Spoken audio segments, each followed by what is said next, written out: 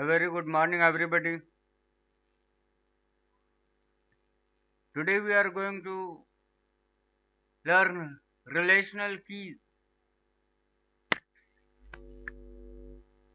A key plays a very important role in relational database.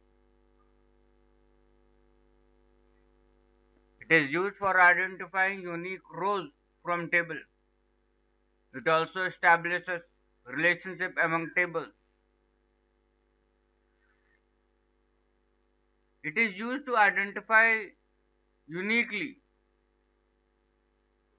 It is a factor which uniquely identifies a particular table based on the attributes and based on the field. There are different types of keys, starting with the super key. A super key is a set of one or more attributes or columns which can uniquely identify a row or a tuple in a table. Now, for example, we have taken an employee, a table employee. In this, we have SSN, employee number, employee name. Now, in the above table has the following super keys. All the following sets of super keys are able to identify uniquely a row of an employee table.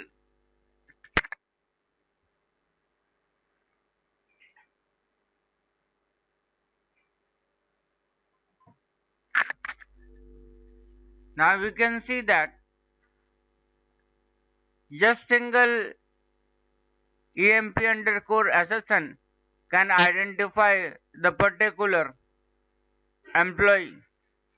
Then employee number is also unique. Now we can also take combination of two couples. When we take the combination of two tuples, the combination of two tuples become a single key. Similarwise, we have proceeded further with the combination of SSN and employee number, SSN and employee name, SSN employee number and name, employee number and employee name.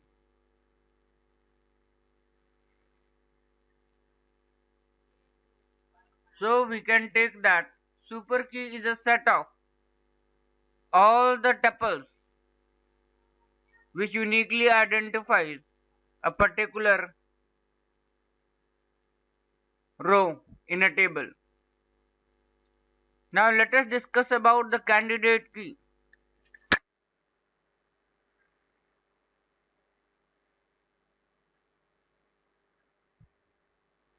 Now a candidate key is a minimal set of super keys with no redundant attributes.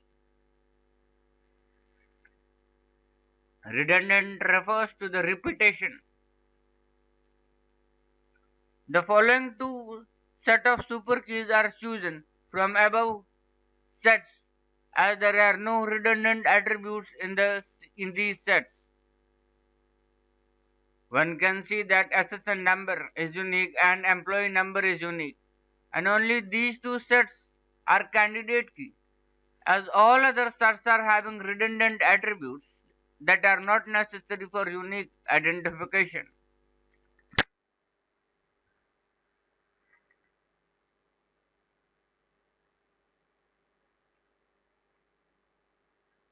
Talking about a brief difference between a super key and a candidate key.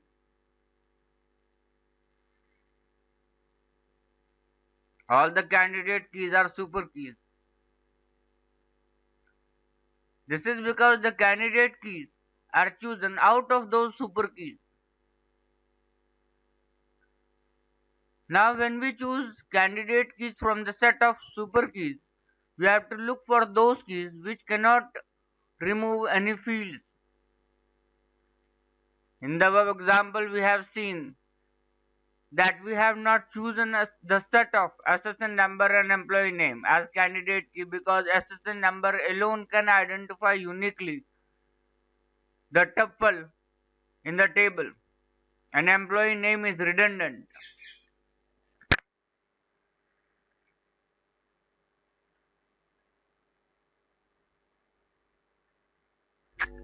primary key is selected out of those candidate keys, and this is done by the database administrator or database designer, and it is done at the start when we design the database schema. Now we can say that employee SSN number or employee number, one of them can be chosen as primary key for the table employee.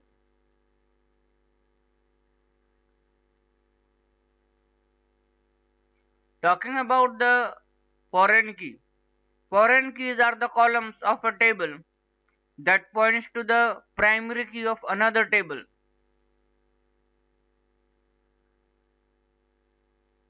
We can say that it acts as cross-reference between two tables. Foreign keys are the columns of a table that point to the candidate key of another table.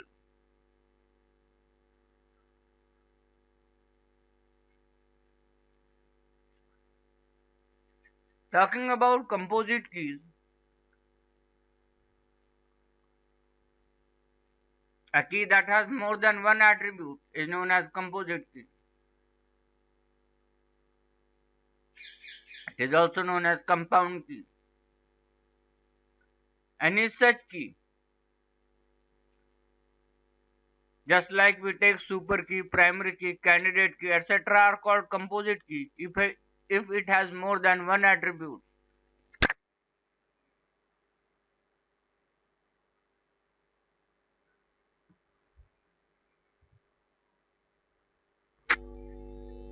Now let us take the example. We have a table sales. In this we have a customer ID, order ID, product ID, and product count. Now none of these columns can play a role of a key in a table. None of the keys are unique. So in this we will need to take a combination of two attributes.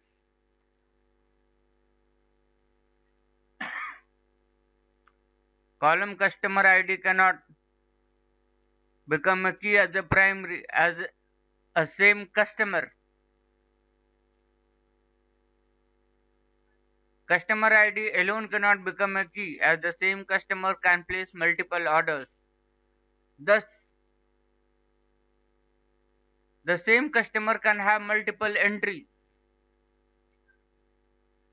The column order ID in the above table cannot be a primary key as the same order can contain the order of multiple products. Thus, the same order ID can be present multiple times.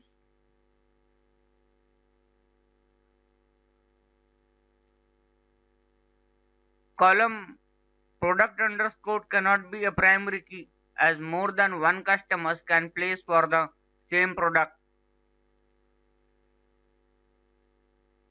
Column product underscore count alone cannot be the primary key because two orders can be placed for the same product count.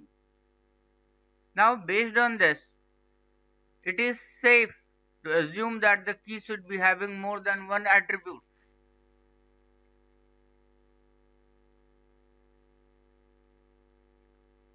So if we take a combination of customer ID and product code, so this is a composite key as it is made of more than one attribute.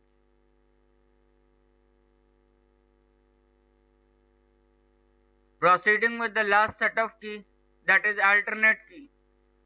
As we have seen in the candidate key, that a table can have multiple candidate keys. Among those candidate keys, only one key gets selected as the primary key.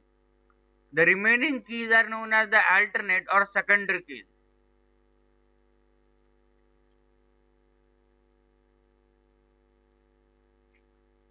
So this is all about the keys when we talk about in database. When we are working with SQL queries, we will be generating the primary key or selecting the primary key at the start, at the beginning of designing of the database, which we are going to discuss in our further tutorials.